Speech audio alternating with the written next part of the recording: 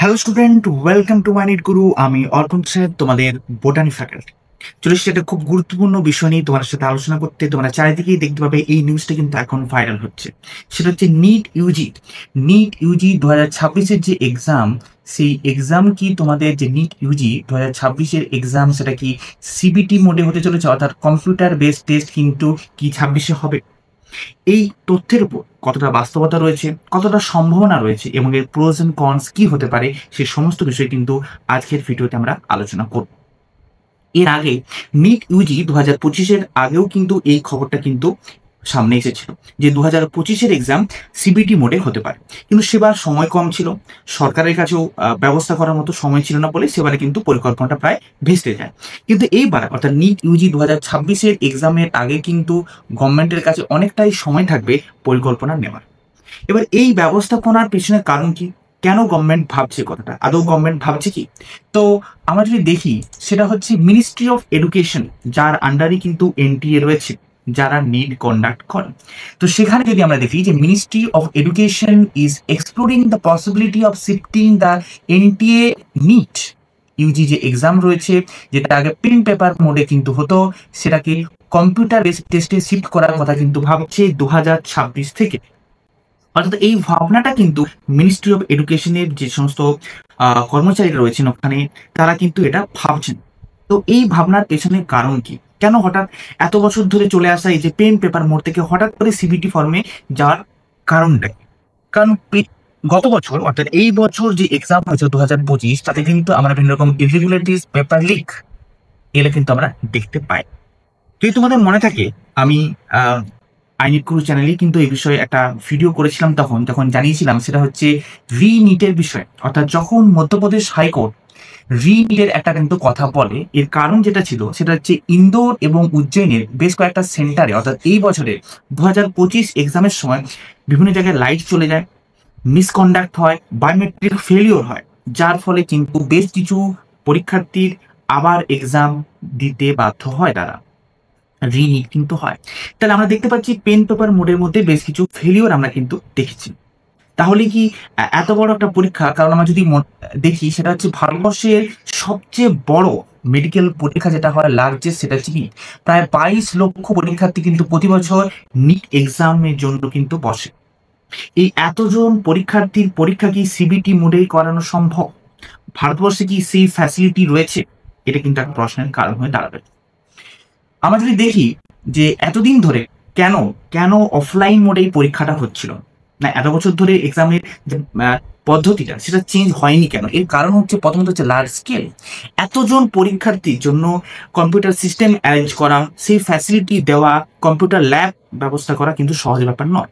আমার মনে রাখতে হবে, তখন তোমরা তো প্রশ্ন করবে, স্যার ভারতবর্ষের অন্যান্য সমস্ত পরীক্ষা সেটা তো অনলাইন মোডে হচ্ছে, সেটা নিয়েও কিন্তু আমরা আসবো। বা ধরো একটা ইকুইটিও একটা কনসার্ন যে এত তো বিষয়, কারণ বিভিন্ন আনপ্রিভিলেজ ব্যাকগ্রাউন্ড থেকেও কিন্তু অনেক স্টুডেন্ট আছে যারা কিন্তু, কারণ ক্লাস 12-এর পরে ডাইরেক্ট তারা কিন্তু নিট এক্সাম দিচ্ছে। অনেকের কাছে কিন্তু টেকনোলজি বিষয়ে তারা কিন্তু কিন্তু এখনো অবগত নয়। যারা টেকনোলজিক্যাল সমস্যার জন্য যদি কিছু স্টুডেন্ট পরীক্ষাটা দিতে না পারে, সেটা তো খুবই খারাপ হবে। এই কথা ভেবেই কিন্তু নিট এতদিন ধরে অফলাইন মোডেই কিন্তু চলছিল।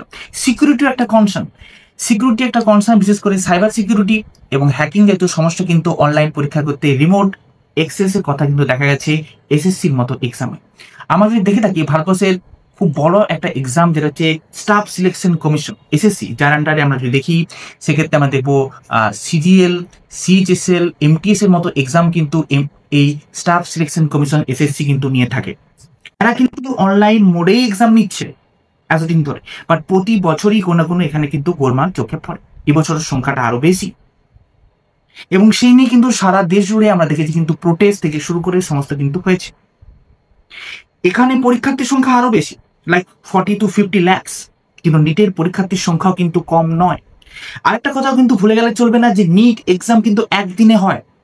সিজিএল এক্সাম বা এসএসসি অন্যান্য এক্সামগুলো যেগুলো 10-15 প্রায় 20 দিন ধরে এক্সামগুলো চলে, বেশ কয়েকটা শিফটে এক্সাম চলে, সেখানে কিন্তু মিসকন্ডাক্ট হচ্ছে। তাই নিটের মতো একটা এক্সাম যেটা একদিনে কন্ডাক্ট হয়, কিভাবে 22 লাখ স্টুডেন্টের পরীক্ষা একদিনে নেওয়া যাবে? সেই ফ্যাসিলিটি কি ভারতবর্ষে আছে? সেটা কিন্তু একটা প্রশ্ন চিহ্নের মুখে পড়বে। তারপর যদি মাল্টিপল শিফট এক্সাম হয়, তোমরা বলতে পারো স্যার মাল্টিপল শিফটে তো এক্সাম হতেই পারে, যেমন যেইতে হচ্ছে, সেক্ষেত্রে কিন্তু নর্মালাইজেশন ফ্যাক্টর আসবে, প্রতিদিন কোশ্চেনের প্যাটার্ন এক থাকবে না, মানে কোশ্চেন কোয়ালিটি চেঞ্জ হয়ে যাবে না, সেক্ষেত্রে একটা সমস্যা হবে। তো এই সমস্ত বিষয়কে মাথায় রেখে কিন্তু এনটিএকে ডিসিশন নিতে হবে যে সিবিটি মোডে এক্সামটা হতে পারবে কিনা।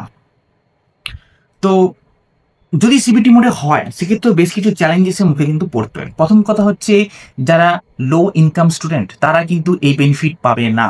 তারা যাদের বাড়িতে ল্যাপটপ নেই, যারা মোবাইল ঠিক মতো নেই ধরো, তারা কিভাবে সিবিটি মোডে এক্সাম দেবে জীবনের? তারা হয়তো নিট পরীক্ষাটা দিতে যাচ্ছে প্রথম ক্লাস 12-এর পর, তারা টেকনোলজি জ্ঞান নেই।